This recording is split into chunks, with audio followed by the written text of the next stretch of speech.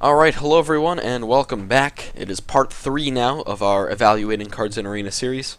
Today we're talking about infrequent effect cards. So what I mean by an infrequent effect card is that the card text doesn't always come into play, but what happens when it does, and how good is the card if it does or if it does not.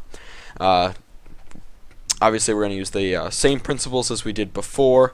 We have part 1, where we talk mostly about the times 2 plus 1 rule. Part 2, where we talk about the times 2 plus 2 rule. We talk about lower cost minions. And then the playlist, I will continue to update that as I release more episodes.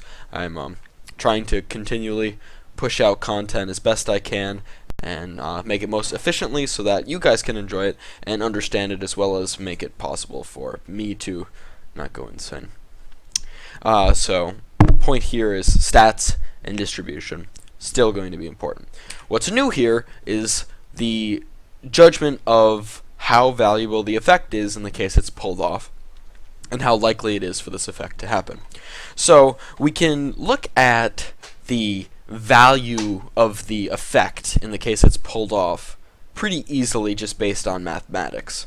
But it's not easy to determine how likely it is for an effect to happen, because it's subjective, and it's based a little bit on experience, and it's based a little bit about common knowledge. So there will be some gray areas here. Nothing in Arena is obviously set in stone, but hopefully you can understand by the end of this video to look at cards a little bit more strongly about whether the effect that it occurs is good or not. So let's start off with a prime example. Acidic Swamp Ooze, battle cry, destroy your opponent's weapon. So your opponent's not always going to have a weapon. Your opponent might be a mage. Mages don't have weapons. Your opponent might be a priest. Priests don't have weapons.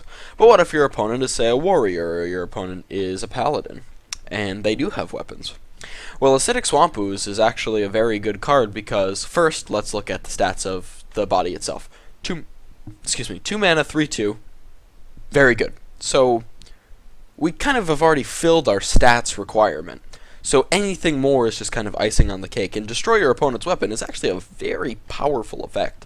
Let's think about it in the worst case scenario. Let's say your opponent plays a Light's Justice, so a paladin weapon with 1 attack, 4 durability, costs 1 mana. Well, you're destroying a 1 mana weapon, and you're playing a 3/2 body.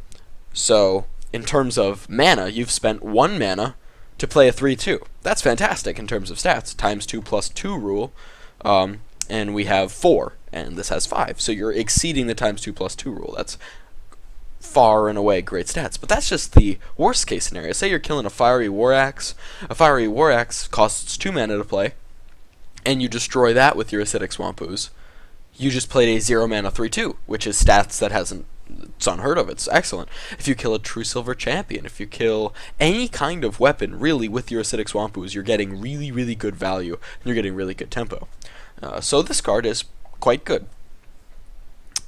It's one of the top tier 2 drops that you could pick in Arena.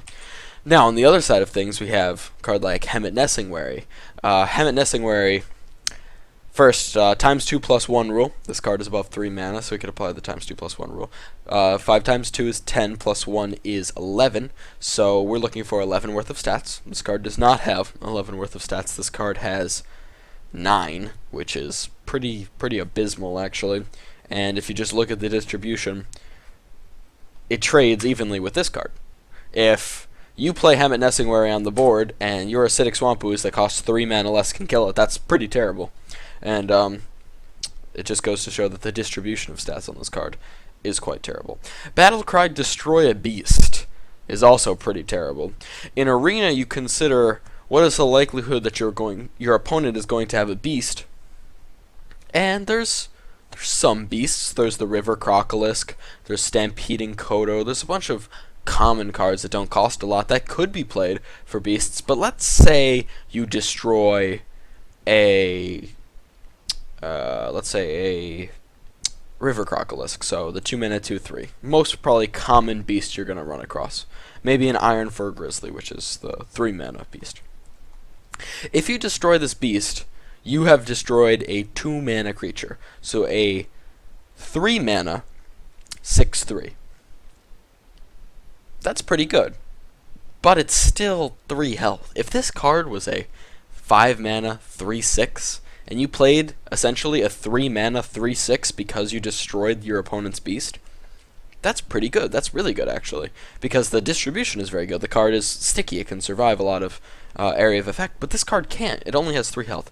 It really can't hold up against any other card of its caliber, really.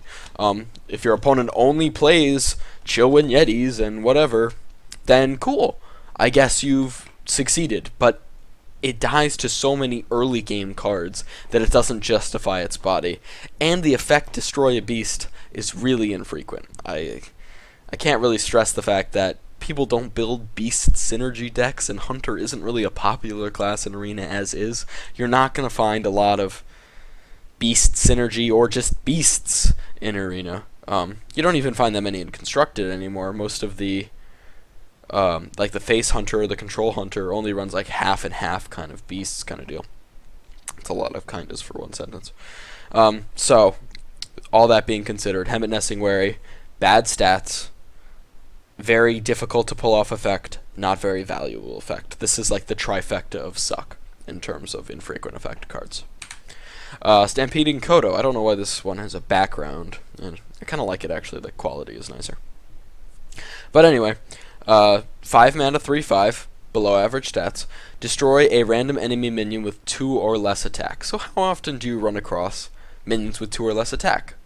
I think about it in my head, and I think almost every game. Almost every single game you're going to have a 2/3, or you're going to have a 1/1/3, or a 1/2, or maybe hell, you play against your opponent and it's a Grubashi Berserker, and that's a 2/7. And when you think about it from that way, Stampeding Kodo has a very frequent effect. Okay, so your opponent plays cards that will likely be able to be targeted by Stampeding Kodo. Alright, so we've established that this card has a likely possible battle cry. Now, how valuable is destroying a random enemy minion with 2 or less attack? Mostly this is going to affect 0 cost, 1 cost, or 2 cost minions. And some very slight, maybe if there's, let's see, there's Mogushin Warden, which is a 4 mana 1/7. There's Grubashi Berserker, which is a 5 mana 2/7. There's Baron Rivendar, which is a 4 mana 1/7 as well. So there are some higher cost minions that also have 2 or less attack, but mostly we're going to be talking about things that likely have 1 or 2 mana in cost. And if you look at the Stampeding Kodo from the sense of it destroys a 1 cost minion, you're paying 4 mana to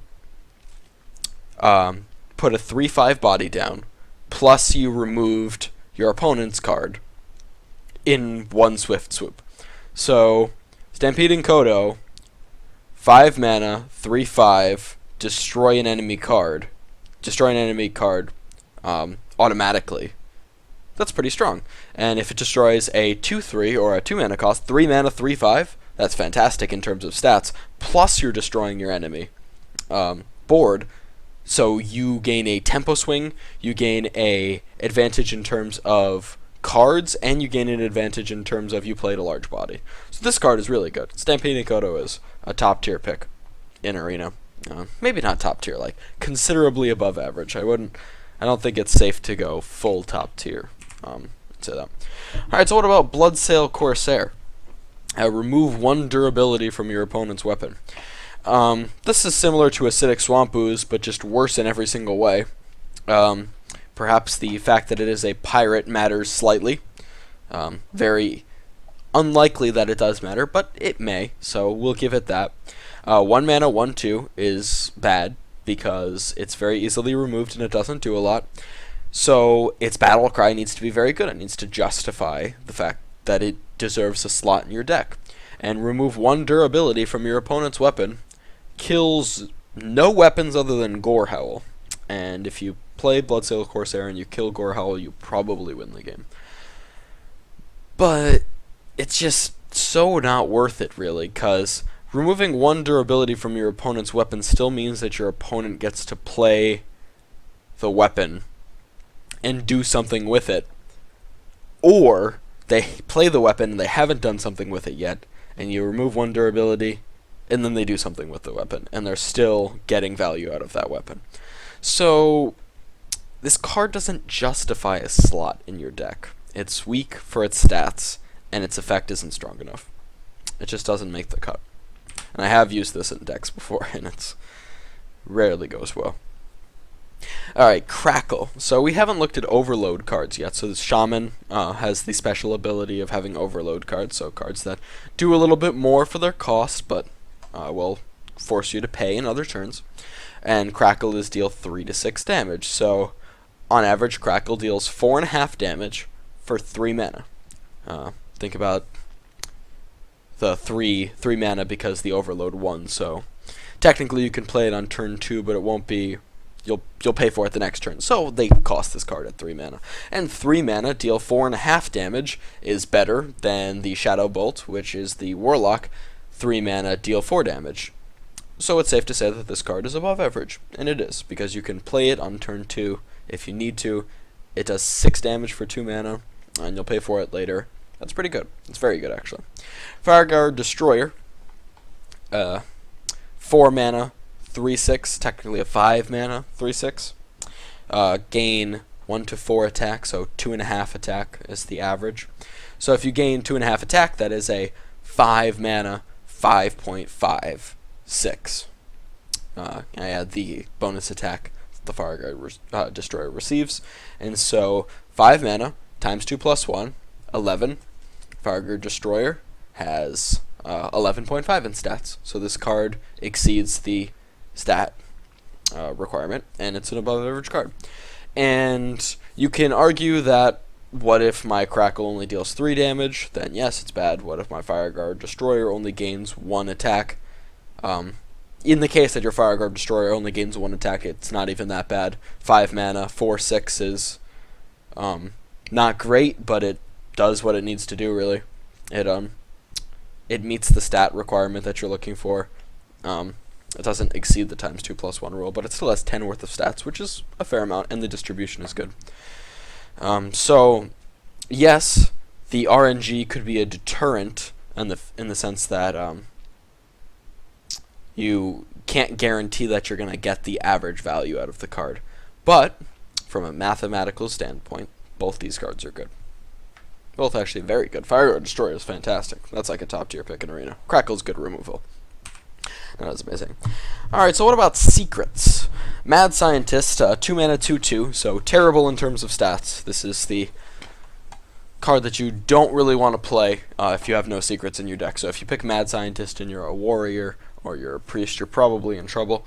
But put a secret from your deck into the battlefield. So you have to rely on the fact that you don't draw your secret, which is okay. That's reasonable. Put a secret from your deck into the battlefield. So let's say you're playing a mage. Mage secrets cost 3 mana. Put a secret from your deck into the battlefield means draw the secret and play the secret. That costs 1.5 mana for drawing the card and 3 mana for playing the card. So that's 4.5 mana.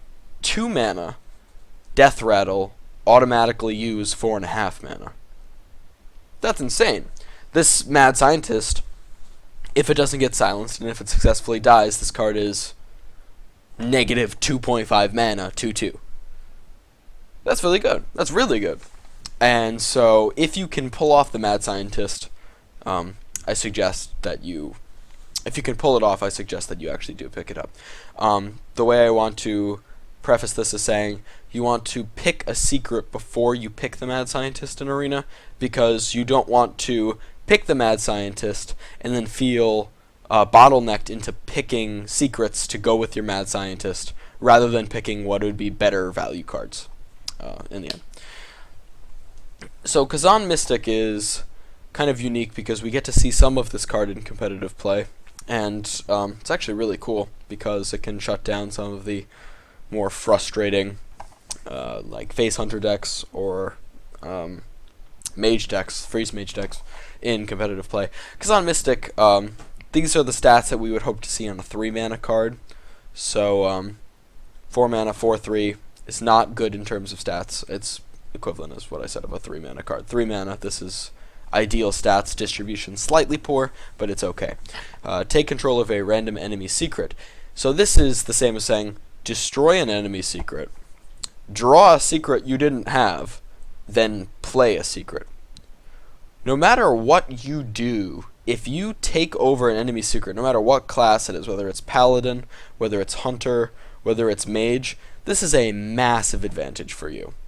Because say your opponent mage, most popular class in arena, plays a mirror entity, and so their mirror entity is stolen, you have so much advantage in tempo because you play a card, you take away one of their cards, and now you get a mirror image of the next card they play. That is a obscene level of bonus and value and tempo you receive from the card. So this card is fantastic if the effect is pulled off. How likely is the effect to be pulled off? That's the next question. And from my experience, I can't say I don't analyze arena games nonstop, but from what I've seen, this happens less than half of the time. I'd say maybe 30 to 40% of the time your opponent will have a secret. And you won't always have the Kazan Mystic in your hand. So this is a rare effect to pull off, but if you do pull it off, you have a massive advantage. So how do you evaluate that? I would consider this card average to slightly above average. And the reasoning is the stats are not fantastic for its mana cost. If you play it just by itself, its stats are not amazing. If you do pull it off, you gain a massive advantage, but it's very improbable. It's not very improbable. It's slightly improbable for the effect to be pulled off. Kazan Mystic is one of those gray areas where you kind of pick it based on feel. If you've had good experiences with the card, you take it. If you've had bad experiences with the card, you don't take it. It's really a player choice, and you have to make that call in arena, whether you think this card is amazing or whether you think this card is bad. It's entirely a personal preference feel, as I attempted to say earlier. Alright, Alarmobot. This is your traditional RNG card. At the start of your turn, swap this minion with a random one in your hand. So this is essentially saying 3 mana, do nothing. Hope your opponent doesn't kill it, and if it does, hope that your hope that the odds are in your favor. And for someone who doesn't appreciate gimmick decks too much, and for someone who wants to go on value, this card is pretty terrible. Like, this card is really a joke card. It's not good enough to justify a slot in your deck because it's 3 mana, waste 3 mana. If your opponent can't deal with it, your opponent couldn't deal with another 3-drop that you played that might be able to actually contest with your board. And if your Alarmobot pulls out a 1 mana creature or a 2 mana creature, then it's a waste in itself. And the Alarmobot's still in your hand, so what are you going to do with the Alarmobot? You're going to play him again? I don't know. That's your call. Ultimately, I think that Alarmobot is fun. It's funny if you get to pull it off, but I would never pick this card, almost under any circumstance. And the likelihood that you're going to have a big minion at the start of the game. So let's say, okay, let's play the ideal scenario in your hand. You're going first. It doesn't matter what class you are. You have Alarmobot in your hand. You play the Alarmobot. So you only have 3 cards, and so you get to turn 2. Your opponent plays a 2/3, so like a River Crocolisk, and you play your Alarmobot. Now, say he plays the 2/3, and he for some reason doesn't have an answer to kill the Alarmobot, and doesn't have a hero ability or whatever to supplement the 2/3 and taking it out. Say all those things go right. This is very improbable already. I'm trying to make that very clear. This is very improbable. So, you've got all these things going right for you. You have 1 card from the start of your hand, a 2nd card from the start of your hand, and 1, 2, 3 other cards that you've drawn on turns 1, 2, and 3. You have 5 chances in your entire deck to pull out the gigantic card, the big minion that you have, so that you can get value out of this card. And that's kind of terrible, because you have not too many late game cards in your hand at the start of the game because you mulligan for early game drops, so you get rid of cards that are too high costed. So let's say these first two cards that you drew, you threw away, and you got small minions because you wanted to play small minions. Now, you have 3 chances in the 3 turns, turn 1, 2, and 3, that the alarm robot drew, so that you can effectively play, or you can get your alarm robot to pull out a minion that's worth more than 3, that's worth enough to justify hoping that the alarm robot works. I hope someone can understand that that makes no sense whatsoever in any context as to why someone would want to pull that out.